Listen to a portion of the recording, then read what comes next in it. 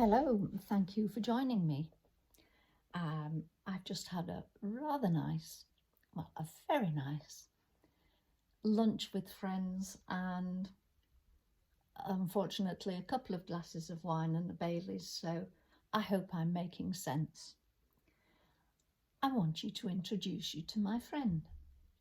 He is the frost giant, as on the front cover of my friend's book, The Frost Giant. And this guy was made by her daughter, and he was actually made well before the book was written. And he started off as a clay model, then a fiberglass mould was made of that. This silicone layer was added for detail, then a foam core put in, because apparently foam is a lot cheaper than silicone. And then there's an armature, a rod that goes up his middle to give him strength. And then fun was had with the decorating. He's painted and he's got, you can see his little paws. I love his nose. He's got a hairy nose. Apparently the hair, the eyebrows, the whiskers, and oh, the hair that he has round the back. Here it's yak hair, as you do. And whilst I've got him this way, he's got a little door here. Now, wouldn't that be handy for surgeons these days if they could have a little door through to our brains? Jolly good. I always think that dentists would have a much easier job if our mouths were on a hinge and that they could just move the hinge and open our mouths completely to do any dental work. Okay, so the tusks were added, they were cast, and his coat, bits of fabric, just bits of fabric that in their shades of brown, they look so good on him. These whiskers, they were apparently the centre of pigeon feathers, because to actually buy feathers is expensive, whereas Nat, the maker of this wonderful example of, I was going to say manhood, of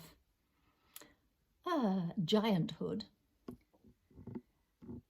she said feathers are expensive to buy, so she found a dead pigeon in a hedge and they became his whiskers, and the rest of the hedge became his hair.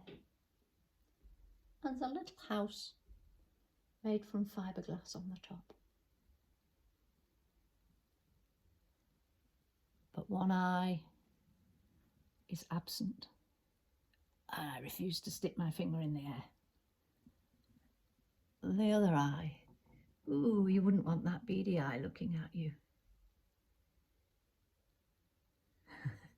And I just think he is a magnificent creature. And I'm so sorry that Nat really didn't want to appear on camera, even speaking, because her information is obviously much more detailed than mine. But the things I like best, the hairy nose, and these, they look like porcupine quills. And he is such a character. And he gave my friend Rachel some of the inspiration to write her book, The Frost Giant. And I will be talking to Rachel soon about her approach to writing. But can you imagine waking up and seeing him first thing in the morning? A great skill. And Nat did a prosthetics course And that is where she picked up this skill. And it really is a tremendous skill to have. I like the bits of blue in his whiskers, in his eyebrows. And this, yuck, dribbling, oh, it's actually quite sticky, dribbling down. The good old frost giant.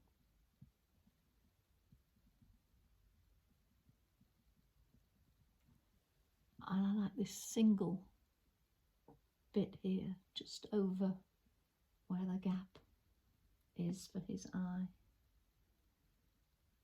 And for me, the most realistic looking part is this neck. It looks rather like my neck looks, a bit wrinkled.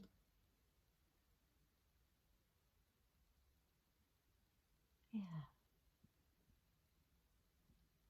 There are some clever people around, and that is certainly one of them, as is her mother. A skillful family with great imagination. So, having introduced you to the frost giant, I will now go and have another coffee to counteract the couple of glasses of wine and the Baileys. Thank you so much for joining me. Goodbye from me. It's goodbye from me and goodbye from him, as they used to say. Cheerio for now. Thank you so much. Bye.